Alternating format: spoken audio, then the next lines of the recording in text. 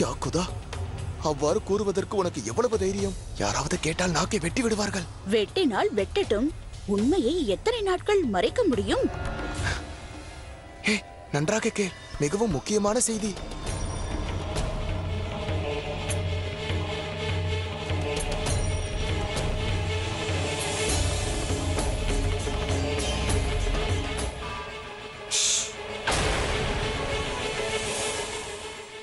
என்னவாயிற்று?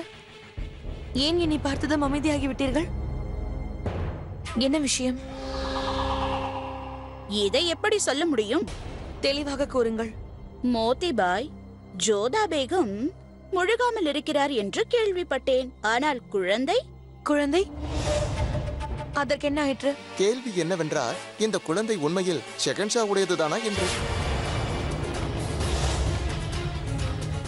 வாய் மூடு, ஒரு வார்த்தை பேசாதே. ஷெஹன்ஷா ஜோதா பேகத்துடன் இரவை கழிக்காத போது தேவதைகள் ஜோதா வயிற்றில் பிள்ளை பாக்கியம் கொடுத்தார்களா? இது நன்றாக தெரிகிறதா உங்களுக்கு? இன்னொரு பேகத்தை பற்றி எப்படி இவ்வாறு தவறாக கூறுகிறீர்கள்? என்ன மோதிபாய், நெருப்பே இல்லாமல் புகை மட்டும் எங்கிருந்து வருகிறது? நெருப்பை யார் மூட்டினார்கள் என்றுதான் நாங்கள் தெரிந்து கொள்ள விரும்புகிறோம். கூறு கூறு கூறு கூறு மோதி. ஏன் முடியவில்லையா? கூறு.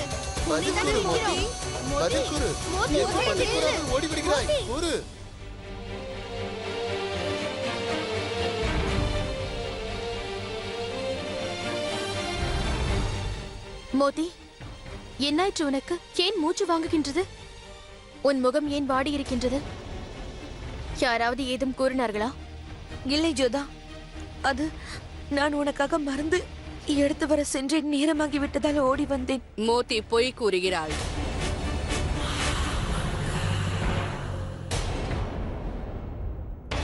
மோதி எதற்கு பொய் கூற வேண்டும்? பாவம், அவளால் எப்படி அதை உங்களிடம் கூற முடியும்? அந்த புறத்தில் நடந்த கேலியை உங்களிடம் எவ்வாறு கூற முடியும்? அதுவும் மோதி எப்படி கூறுவாள்? அந்த வதந்திகளை எவ்வாறு கூறுவாள்? என் மூளை வேலை செய்ய மறுக்கிறது பேகம் ஜோதா. மக்களின் மனதில் இவ்வளவு கேவலமான எண்ணங்கள் தோன்றும் என்று நான் ஊகித்து கூட பார்க்கவில்லை.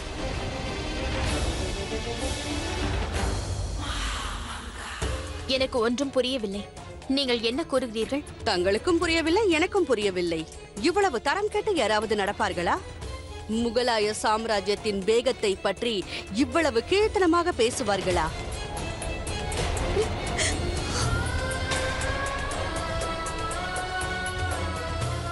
அப்படி பேசியவர்கள் என் கையில் கிடைத்தால் நான் அவர்களை கொன்று விடுவேன் பேகம் ஜோதா. நம் இருவருக்கும் இடையில் கருத்து ஒற்றுமை இல்லை என்பதை நான் ஒப்புக்கொள்கிறேன். ஆனால் அதற்காக தங்களை பற்றியும் ஷெஹன்ஷாவை பற்றியும் இவ்வளவு கேவலமான வதந்திகளை கேட்பதற்கு நான் விரும்பவில்லை. பேசுபவர்கள் பேசுவார்கள். இருந்தாலும் ஷெஹன்ஷாவை பற்றியோ அவரின் வேகத்தை பற்றியோ பிறக்க இருக்கும் குழந்தையை பற்றியோ இவ்வளவு கீழ்த்தனமாக பேசுவதா? அதனால்தான் மோதியால் வாயை திறந்து எதுவுமே கூற முடியவில்லை. என்னுடைய நிலையும் இப்போது அவ்வாறுதான் இருக்கிறது. தாங்கள் கூற வருவது என்ன? சுற்றி வளைக்காமல் கூறுங்கள் மகாமங்கா. பேகம் ஜோதா, அவர்கள் கூறுவது உங்களுடைய கர்ப்பத்தில் வளரும் சிசுவானது ஷெஹன்ஷாவுடையது அல்ல என்கிறார்கள்.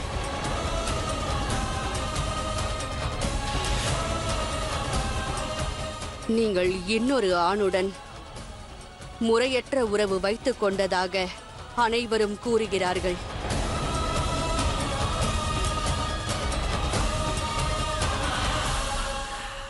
இது பொய். சந்தேகத்திற்கு இடமில்லாமல் இது பொய்தான். சத்தியமாக இது பொய்தான். அது எவ்வளவு கொடுமையான பொய் என்றால் கேட்கவே கூசுகிறது. நீங்கள் ஷெஹன்ஷாவிற்கு விசுவாசமான பேகம் என்பதை நான் நன்றாகவே அறிவேன். உங்களை ஒருவர் தீண்டுவது என்பது ஒரு புறம் இருக்கட்டும், இந்த விஷயத்தை என்னால் ஜீரணிக்கவே முடியவில்லை. இங்கே பாருங்கள், அந்த வதந்திகளை பற்றி விவாதிப்பதற்காக வரவில்லை, ஒன்றை கூற வந்திருக்கிறேன். இது போன்ற கீழ்த்தரமான கருத்துக்களை பரப்பிக் கொண்டிருக்கும் அந்த நபர்களை நிச்சயமாக நான் பிடித்து தண்டிப்பேன். வாழ்வில் மறக்க முடியாத தண்டனையை நான் வழங்குவேன். என்னை தயவு செய்து நம்புங்கள். ஏனென்றால் உங்கள் மீது எனக்கு நம்பிக்கை இருக்கிறது. நான் கூறுவது ஒன்று மட்டும்தான் பேகம் ஜோதா. நீங்கள் விஷமத்தனமான பிரச்சாரங்களை கண்டு கொள்ளாதீர்கள். நீங்கள் கேட்டவைகளை மறந்து விடுங்கள். ஏனென்றால் இவை அனைத்தும் உங்கள் ஆரோக்கியத்தை பாதிக்கும். நீங்கள் முகலாய சாம்ராஜ்யத்திற்கு வாரிசை அளிக்கப் போகிறீர்கள். ஷேன்ஷாவை தந்தையாக்கப் போகிறீர்கள். உங்களுடைய ஆரோக்கியத்தை பற்றியும் பிறக்கப் போகும் குழந்தையை பற்றியும் யோசியுங்கள். ஜலாலின் பெரியம்மாவாக என் பொறுப்பு, இந்த சாம்ராஜ்யத்தின் மகா மந்திரியாக என் பொறுப்பு. இந்த இரண்டையும் நிறைவேற்றுவேன்.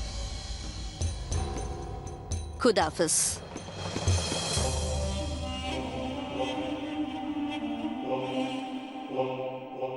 நீங்களே உங்கள் வாயால் பிறக்க இருக்கும் குழந்தையின் தந்தை யார் என்று கூறுவீர்கள். ஆமீரின் மண் மிகவும் பிடிவாதம் வாய்ந்ததுதான். ஆனால் நானும் ஆக்ராவின் நெருப்பு. அந்த மண்ணை உருக்கி உண்மையை வெளியேற்றுகிறேன். ஜலாலிற்கு இந்த உண்மை தெரிவதற்கு முன்னால், அதற்கு முன்பு நான் அந்த உண்மையை தெரிந்து கொள்வேன்.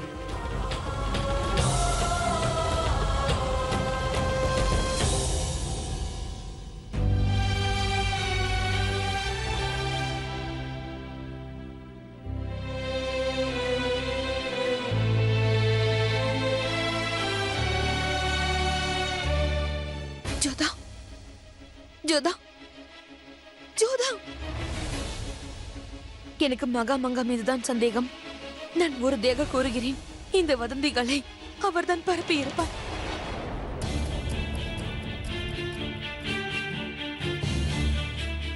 ஆனால் மோத்தி, இது நடந்தது எனக்கும் ஷேன்ஷாவிற்கும் இடையில்தான். பிறகு எவ்வாறு மகா இதை செய்திருக்க கூடும்? பிறகு வேறு யார்? நீ இதை எவரிடமும் கூறவில்லை, ஷேன்ஷாவும் கூறியிருக்க மாட்டார். பிறகு இதை யார் செய்திருப்பார்கள்? ஆடு மழையில் நனைந்தால் ஓனாய் அழாது ஜோதா. நீ நம்பாவிட்டாலும் மகா தான் இதை செய்திருப்பார் என்று எனக்கு நன்றாக தெரியும். ஆம், நான் ஒன்றை மட்டும் ஒப்புக்கொள்கிறேன். அவர் இங்கு வந்ததற்கு காரணம் உன்னை வெறுப்பேற்றி உன் வார்த்தைகளை பிடுங்கி விளையாடுவதற்காக. பார்த்து கொண்டே இரு. இன்று அல்லது நாளையோ இது போன்ற இன்னொரு திட்டத்தையும் தீட்டுவார்.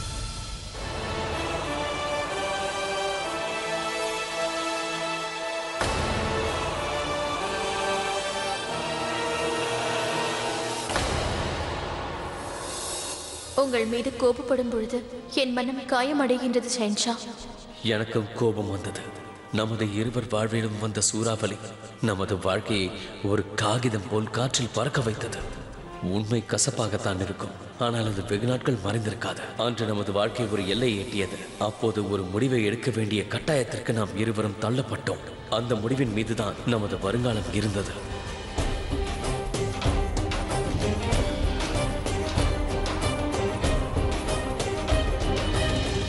எனக்கு நியாயம் கண்டிப்பாக வேண்டும். ஆனால் இப்பொழுது நான் முகலாய சாம்ராஜ்யத்தின் சக்கரவர்த்தியிடம் நியாயம் கேட்டு வரவில்லை. என்று நான் நிற்பது என்னுடைய கணவரின் முன்னிலையில். நீங்கள் என் நடத்தையையும் என் வளர்ப்பின் மீதும் சந்தேகப்பட்டு என்னிடம் கேள்வி எழுப்பியுள்ளீர்கள். எனக்கு புரியாதது என்னவென்றால், அந்த வலி எனக்கு பாரத்தை தருகின்றதா, அல்லது நீங்கள் ஏற்படுத்தியதால் எனக்கு பாரம் அதிகமாகின்றதா? இப்படி பல கேள்விகளோடு மன பாரத்தோடு நான் உங்களை பார்த்து கேள்வி எழுப்புகின்றேன். நான் நியாயம் கேட்கின்றேன். கூறுங்கள், ஒரு கணவன் எந்த பாவமும் அறியாத மனைவியின் மீது பழி சுமத்தினால் என்ன செய்வது? அதோடு அந்த மனைவி ஒரு சாதாரண பெண் அல்ல, கௌரவமான ராஜபுத்திர வம்சத்தின் மகாராணி. ஒரு சக்தி வாய்ந்த அரசருடைய பேகமாவாள். அவளுடைய கணவன் அவளை நம்பும் வரை அவளால் நிம்மதியாக மூச்சு கூட விட முடியாது.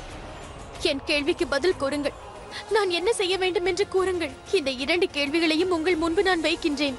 ஒரு புறம் குரோதம், கோபம், ஆக்ரோஷம். இன்னொரு புறம் கற்பு களங்கமற்ற ஒரு மனைவி நிற்கின்றாள்.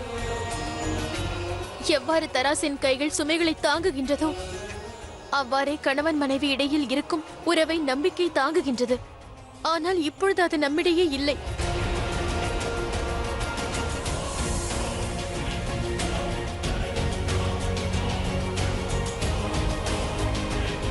நம்மிடையே ஏற்பட்ட உறவிற்கு இந்த மோதிரமே அடையாள சின்னமாக இருக்கின்றது. ஆனால் அந்த உறவே இப்பொழுது ஊசலாடி கொண்டிருக்கும் பொழுது, சந்தேகம் அந்த உறவை சூழும் பொழுது, அந்த உறவின் அடையாளம் மட்டும் எதற்கு?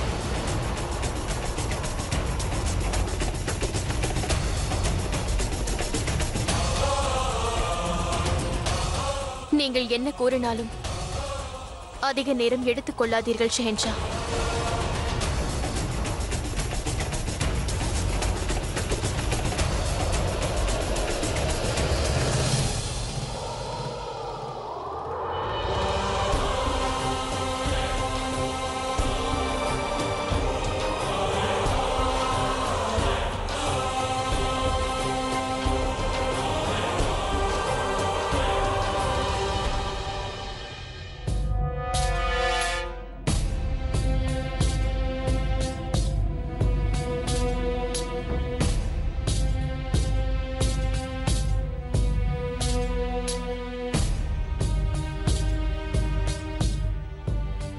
முனிம் கான் செய்தி அனுப்பியிருக்கிறார்.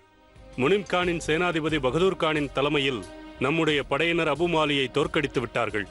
தாங்கள் கட்டளையிட்டது போலவே நம்மை தாக்குவதற்கு முன்பாகவே அபுமாலியை நாம் ஒடுக்கி விட்டோம். அபுமாலி உயிரை கையில் பிடித்துக் கொண்டு ஓடிவிட்டார். இது நமது ராஜ்யத்திற்கு கிடைத்த இன்னொரு வெற்றி ஷாஹின்ஷா. ஷெஹன்ஷா ஜலாலுதீன் முகமது ஷெஹன்ஷா ஜலாலுதீன் முகமது ஷெஹன்ஷா ஜலாலுதீன் முகமது. ஹுசூர், உங்கள் உடல்நிலை சரியில்லாதது போல இருக்கிறது. ஏதாவது பிரச்சனையா ஷாஹின்ஷா? இல்லை, நான் நன்றாகத்தான் இருக்கின்றேன். ஹுசூர், அதாவது நாம் அபுமாலியை தோற்கடித்து விட்டோம் இப்போதான் கூறினீர்கள். அதை நான் கேட்கவில்லை என்று நினைக்கிறீர்களா? உங்கள் அடிமை என்றும் அவ்வாறு நினைக்க மாட்டான் ஹுசூர். தர்பாரை இத்துடன் நான் நிறைவு செய்கிறேன். ஷெஹன்ஷாவின் கட்டளைப்படி தர்பார் இதோடு நிறைவடைகிறது. அதோடு நாம் யுத்தத்தில் ஜெயித்ததை கொண்டாட தங்களுக்கு அனுமதி வழங்கப்படுகிறது.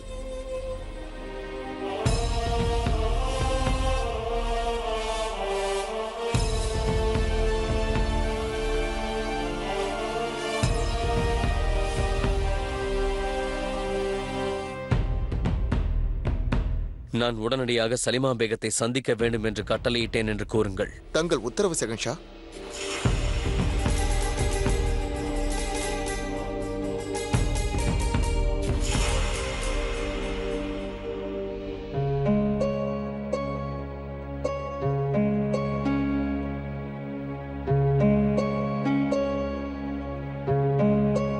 பேகம் ஹுசூர், எதற்காக திடீரென்று இவ்வளவு வாந்தி வருகிறது? நான் சென்று வைத்தியரை அழைத்து வருகிறேன். வேண்டாம் வேண்டாம், அதற்கொன்றும் அவசியமில்லை. உடல் நலத்தில் நாம் ஜாக்கிரதையாக இருப்பதுதான் நல்லது. காலையிலிருந்து பலமுறை வாந்தி எடுத்து விட்டீர்கள். உணவில் ஏதாவது பிரச்சனை இருந்திருக்கும், அவ்வளவுதான். அதிக மசாலா உணவு எனக்கு ஒத்துக்கொள்ளாதல்லவா? இப்பொழுதுதான் சற்று பரவாயில்லை. சலீமா பேகம் வாழ்க. பாட்ஷா அவர்கள் உங்களை உடனடியாக அழைக்கிறார். உடனே வா. சரி, நான் வருகிறேன். ஆமாம், என்ன வாயிற்று குல்பதன் பேகம்? எதற்காக பதற்றமாக இருக்கிறாய்? பிரச்சனை எதுவும் இல்லையே? நான் எதை கூறுவது? யாரும் ஆரோக்கியமாக இல்லை. அந்த புறத்தில் உள்ளவர்கள் பேசுவதை கேட்டால் எனக்கு தலையை சுற்றுவது போல் உள்ளது. ஏன், என்ன வாயிற்று? பேகம் ஜோதாவை பற்றியும் ஜலாலை பற்றியும். யாஹுதா, ஆனால் அது ஒரு வதந்திதான். உள்ளதை உள்ளபடி கூற யாரும் தயாராக இல்லை. எனக்கு தெளிவாக கூறு, என்ன பேசினார்கள்? அது என்னவென்றால், ஜோதா பேகத்தின் வயிற்றில் வளரும் குழந்தை ஜலாலுடையது இல்லை என்று. என்ன?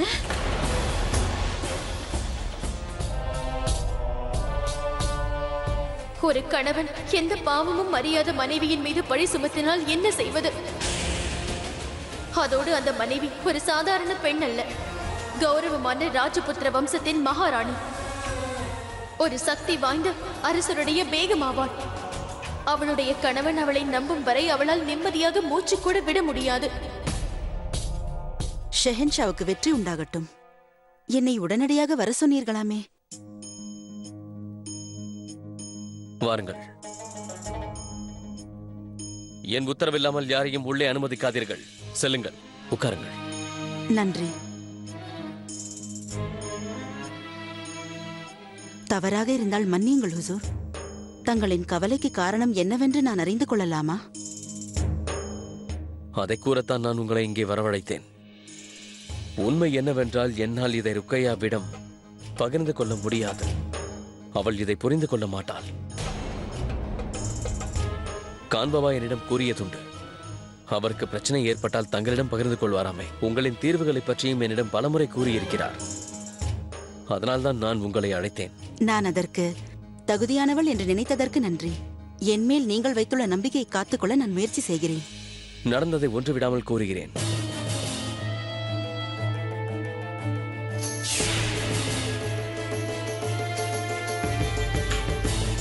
ஜோதா பேகத்தின் உயிரை காப்பாற்றுவதற்கு இப்பொழுது ஒரு வழிதான் இருக்கிறது. அவரை சுயநினைவிற்கு கொண்டு வர வேண்டும். அதை அவரின் கணவரான தாங்கள் மட்டும்தான் செய்ய இயலும்.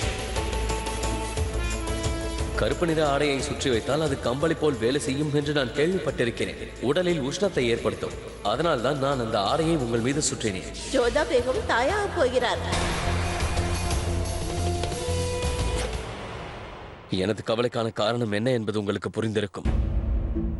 வைத்தியர் கூறியதை நினைத்து எனக்கு கவலையாக இருக்கின்றது. இருந்தாலும் வைத்தியரை சந்தேகிப்பதற்கு இடமில்லை. ஏனென்றால் அவர் திறமையான வைத்தியர். அவர் மீது எனக்கு நம்பிக்கை இருக்கிறது. இதை யோசித்து பார்த்து எனக்கு குழப்பம்தான் அதிகமாகின்றது.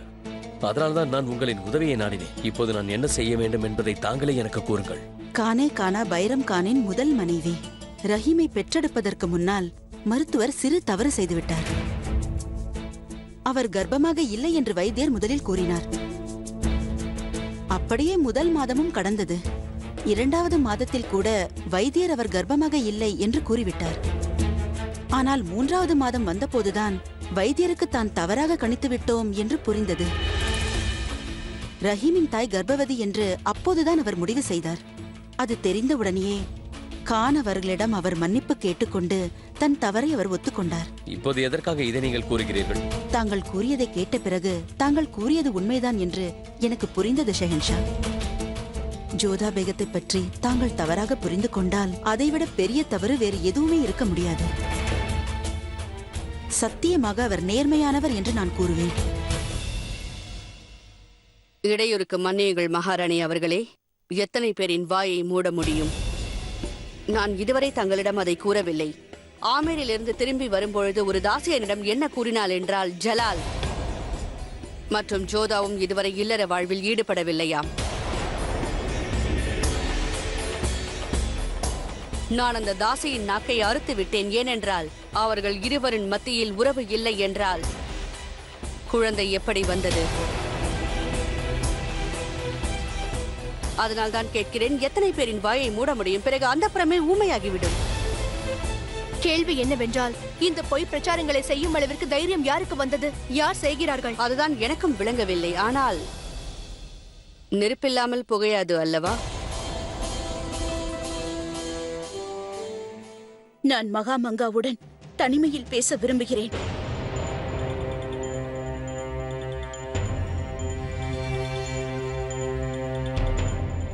மகாமங்கா, இப்பொழுது நான் வெளியில் அனுப்பியவர்கள் கூட எனக்கு மிகவும் வேண்டப்பட்டவர்கள்தான், மிகவும் நெருங்கியவர்கள். இருப்பினும் இந்த விஷயம் இப்பொழுது அரசியலாகிவிட்டது. நான் ஒரு மகாராணி, நீங்கள் ஒரு மகா மந்திரி. ஆகையால் தெளிவுபடுத்திக் கொள்ள வேண்டியது மிக மிக அவசியம். இப்பொழுது கூறுங்கள், ஏன் அவ்வாறு கூறினீர்கள்? நெருப்பில்லாமல் எதுவும் புகையாது என்று கூறினீர்களே. இதை வைத்து பார்த்தால் எனக்கு தெரியாத ஒரு விஷயம் உங்களுக்கு தெரிந்திருக்குமோ என்று தோன்றுகிறது. என்னை நீங்கள் மன்னிக்க வேண்டும் மகாராணி. ஆனால் என் காதால் ஒரு விஷயத்தை கேட்டேன். அது அரசாங்க விஷயத்தை பற்றி பேசுவதற்காக ஜலாலின் அறைக்கு நான் சென்ற பொழுது அங்கே நான் ஜோதாவும் ஜலாலும் பேசிக் கொண்டதை கேட்டேன். ஜோதாவின் வயிற்றில் வளரும் குழந்தை யாருடையது என்று ஜலால் ஜோதா பேகத்திடம் கேட்டுக்கொண்டிருந்தார். ஏனென்றால் ஜலால் இதுவரை ஜோதாவை தொட்டது கூட கிடையாது. யாஹூதா,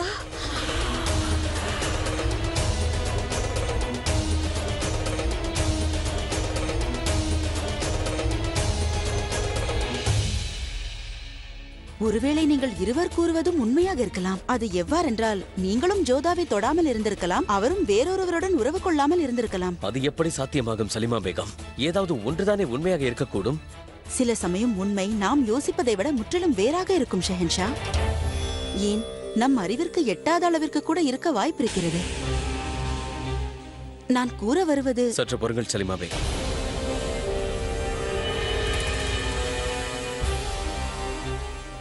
நீங்கள் என்னோடு வாருங்கள்.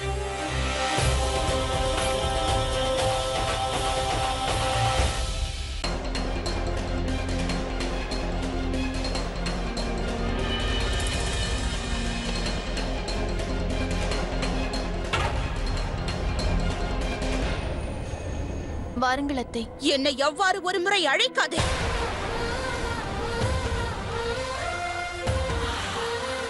உன்னை என் மருமகளாக நான் பார்க்கவில்லை, மகளாகத்தான் பார்த்தேன். உன்னுடன் நான் அனைத்தையும் பகிர்ந்து கொண்டேன். என்னுடைய அன்பு, என்னுடைய ரகசியங்கள், என்னுடைய சந்தோஷங்கள். அதற்கு நீ செய்யும் கைமாறு இதுதானா ஜோதா? நான் இப்பொழுது உன் அத்தையாக இங்கு வரவில்லை, இந்நாட்டின் மகாராணியாக வந்திருக்கிறேன் ஜோதா பேகம். இந்த ராஜமாதாவிற்கு இந்த சாம்ராஜ்யத்தின் மானத்தையும் கௌரவத்தையும் காப்பாற்றும் கடமை இருக்கிறது. இப்பொழுது அந்த விஷயம் அந்த புறத்தில் இருக்கும் உன்னுடன் தொடர்பில் இருக்கிறது. கூறு, உன் வயிற்றில் வளரும் குழந்தைக்கு தந்தை யார் என்று கூறு.